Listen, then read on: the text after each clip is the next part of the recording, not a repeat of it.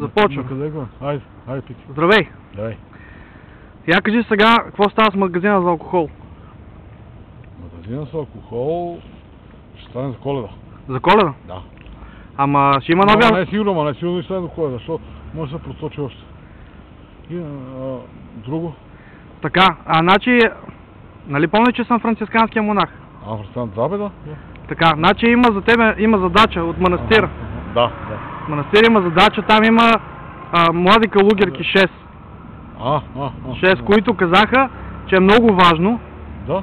Много важно да запознаят с тебе. Пък когато се познат сме?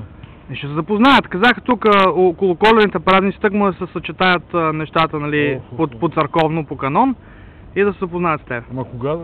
След няколко седмици, че аз не разбрах. Да, около Коледа. До Коледа трябва да се свърши това.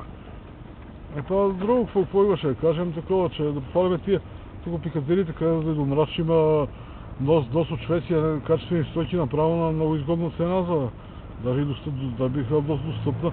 Скинчета, балконче, скинчета. Това е добре? Да. Ама не знам, така само да чух, дали ги има, не знам. Друго нещо? Па да я знам. Имаш много поздрави от Васко Громков. Благодаря.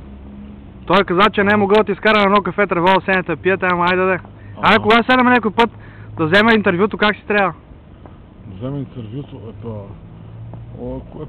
Кажи кога да не, аз да знам кога. Кога имаш време ти все пак си звездата.